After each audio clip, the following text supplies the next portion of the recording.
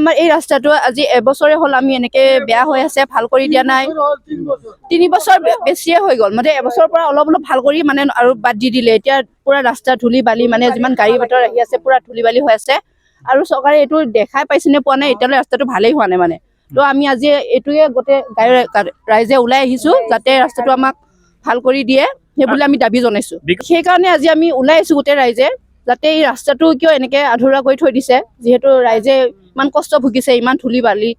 আপোনালোকে এইটো কিয় এনেকে কৰিছে, আমি এইটোৱে জানিব খুজিছো। আৰু আমাৰ যাতে অতি সোনকালে আমাৰ দাবী মানি লয় আৰু এই ৰাস্তাটো যাতে পথ নিৰ্মাণৰ কাম পুনৰ আৰম্ভ কৰে, এইটোকে আমি জনাইছো আৰু দাবী কৰিছো। আজি বহুতে আমি কষ্ট ভুগি আছো। এইটো ৰাস্তা প্ৰায় আজি কিমান দিনৰ পৰা এনেকে মেটেল পাৰি পেলাই মানে অসম্পূৰ্ণ অৱস্থাত ৰাখি থৈ দিছে। বৰ্তমান এই যে পথটো ইমান মানে গুৰুত্বপূৰ্ণ এটা ৰাস্তা হয়, এইটো টিহু বৰমা সংযোগী পথ হয়। এইটো ৰাস্তাইদি মানে ডেইলি প্ৰায় মানে শ গাড়ী, ল'ৰা ছোৱালী স্কুলৰ অহা যোৱাৰ পৰা আদি কৰি মানে বিভিন্ন বজাৰ সমাৰৰ যোৱা অসুবিধা হৈছে। মানে ধূলি বালিৰ লগতে মানে এতিয়া মানে গাড়ী মটৰ চলাৰো মানে এতিয়া মানে অচল অৱস্থা হৈছে ৰাস্তাটোত।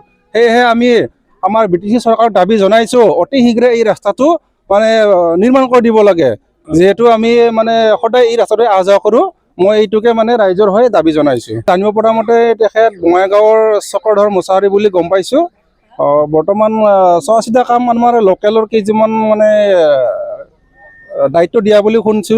এতিয়ালৈকে আমি মানে তেখেতসকলক টকাৰ জানে এতিয়াতো আমি জানামতে কিমান বা 1500 ক্ৰ'ৰ নেকি আমি শুনিছো। আৰু ইয়াত বিভাগীয় কৰ্তৃপক্ষ যি গড় কাপ্তানি বিভাগ এটা আছে মচলপুৰত, এই ক্ষেত্ৰত আপোনালোক অৱগত জনাইছে?